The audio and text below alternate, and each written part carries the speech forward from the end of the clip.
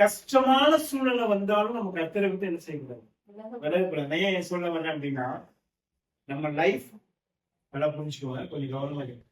நம்ம லைஃப் நம்மளை விட்டு போக போகுது, நம்ம பிள்ளைங்க நம்மளை பகைக்க போறாங்க, நம்ம வியாபாரம் நம்மளுடைய பிசினஸ் நம்மளை விட்டு விலக போகுது, நம்ம அது பாதிக்கப்படும் அப்படின்னு நினைச்சாலும், அந்த சிச்சுவேஷன் உங்க கண்ணுல கொண்டு வந்து காமிச்சாலும், நீங்க பயப்படாம கர்த்தருக்கு சொன்ன காரியத்தை நீங்க உண்மையா இருந்தீங்க, கர்த்தருக்கு இருந்தீங்க அப்படின்னா இந்த காரியம் எல்லாமே உங்களுக்கு கூட கொடுக்கும். இது எல்லாமே உங்களுக்கு வந்துடும். எதை நீங்க பின்னாடியே ஓடுறீங்களோ அது உங்களுக்கு சாபமா தான் ஆகும். அதை விட்டு ஜஸ்ட் கொஞ்சம் விலகி இருங்க, அவரை பாருங்க, அவரோட கை போடுங்க. அதே காரியம் நீங்க விரும்புற காரியம் உங்களுக்கு வந்தாலும் அது ஆசீர்வாதமா இருக்கும். வாசிக்கும் இன்னொரு காரியத்தை வாசிக்கும். 2 Corinthians 9:15 சொல்லி முடியாத ஈவுகள் அப்படின்னா ஈவுக்காக சோதரம்.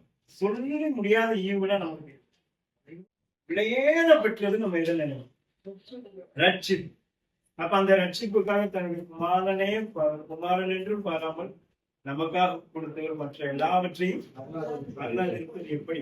ஏன்னா நம்ம ஏகப்பட்ட சேட்டைகள் செஞ்சாலும் நம்ம மேல இறக்கம் உள்ளவரா இருக்க அவரை நம்ம விலகி போனாலும் அவர் நம்ம என்ன செய்யறது, விலகாமல் இருக்கிறது.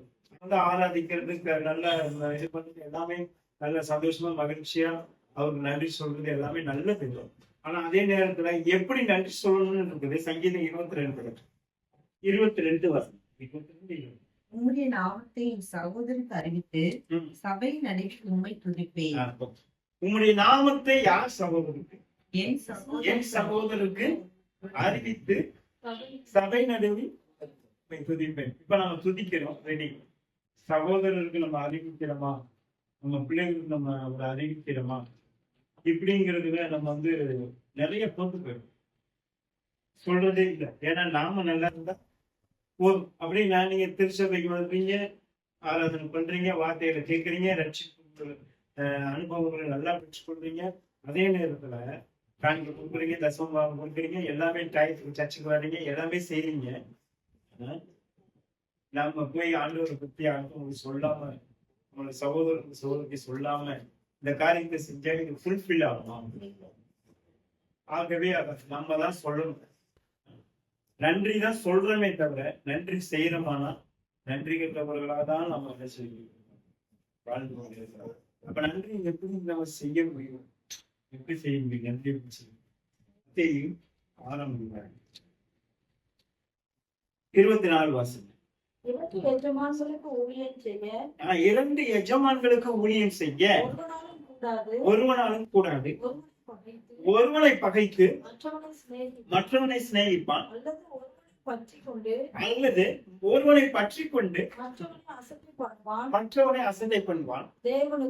தேவனுக்கும் உலக பொருளுக்கும் ஊழியம் செய்ய உங்களால் கூடாது. ஆகையால் எண்ணத்தை உண்போம், எண்ணத்தை குடிப்போம் என்று உங்கள் ஜீவனுக்காகவும் எண்ணத்தை உடுப்போம் என்று உங்கள் சரீரத்துக்காகவும் கவலைப்படாதீர்கள் என்று உங்களுக்கு சொல்லுகிறேன். ஆகாயத்தை பார்க்கிலும் ஜீவனை பார்க்கிலும் சரீரமும் விசேஷித்தவைகள் அல்லவா? ஆகாயத்து பட்சிகளை கவனித்து பாருங்கள். அவைகள் விதைக்கிறதும் இல்லை, களஞ்சியங்கள் சேர்த்து வைக்கிறது இல்லை, உங்கள் பரமபிதா பிழைப்பூட்டுகிறார். உங்கள் பரமபிதா பிழைப்பூட்டுகிறார். நீங்கள் விசேஷித்தவர்கள் அல்லவா? கவலைப்படுகிறதினாலே உங்களில் எவன் தன் சரீர அளவோடு ஒரு குலத்தை கூட்டுவான்? உடைக்காகவும் நீங்கள் கவலைப்படுகிறது என்ன? காட்டு எப்படி வளர்கிறது என்று கவனித்து பாருங்கள். அவைகள் உழைக்கிறதும் இல்லை, நூற்றுவதும் இல்லை என்றாலும் சாலமோன் முதலாய் தன் சர்வ மகிமையிலும் அவைகளில் ஒன்றை போலாகிலும் உறுதி இருந்ததில்லை என்று உங்களுக்கு சொல்கிறேன். அல்ப விசுவாசிகளே, இன்றைக்கு இருந்து நாளைக்கு அடுப்பில போடப்படும் காட்டுக்குள்ளுக்கு தேவன் இவ்விதமாக உடுத்துவித்தால் ஆ. உங்களுக்கு உடுத்துவிப்பது அதிக உங்களுக்கு நிச்சயம் உடுத்துவிப்பது அதிக நிச்சயம் அல்லவா? அதையா எண்ணத்தை உண்போம் எண்ணத்தை உண்போம் எண்ணத்தை குடிப்போம் என்று கவலைப்படாதீர்கள். கவலைப்படாதீர்கள். இவைகளை எல்லாம் இவைகளை எல்லாம் அஞ்ஞானியும் நாடி தேடுகிறார்கள். நல்ல அழுத்தமா மறுபடியும் வாசிங்க. இவைகளை எல்லாம் எல்லாம் அஞ்ஞானியும் நாடி தேடுகிறார்கள். அஞ்ஞானிகள் நாடி தேடுகிறார்கள்.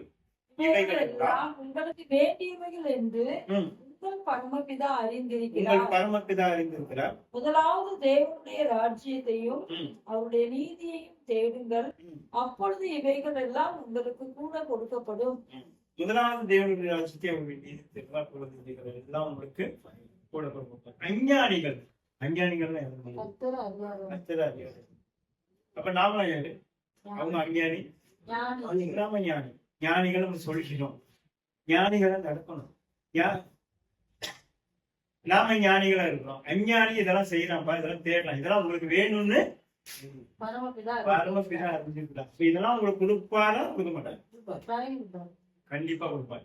நல்லா புரிஞ்சுக்கோங்க.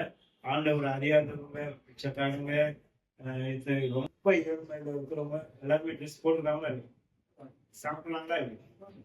நீங்க இங்க நிறைய இங்க பாத்தீங்கன்னா காடைகள் அது நிறைய இருக்கு. அதுகளுக்கும் உணவளிக்கணும். அப்ப எல்லாமே எங்க இருந்து வருது அப்படின்னா அவர்கிட்ட இருந்து வரும்போதும் அவரே பிடிச்சிருங்க.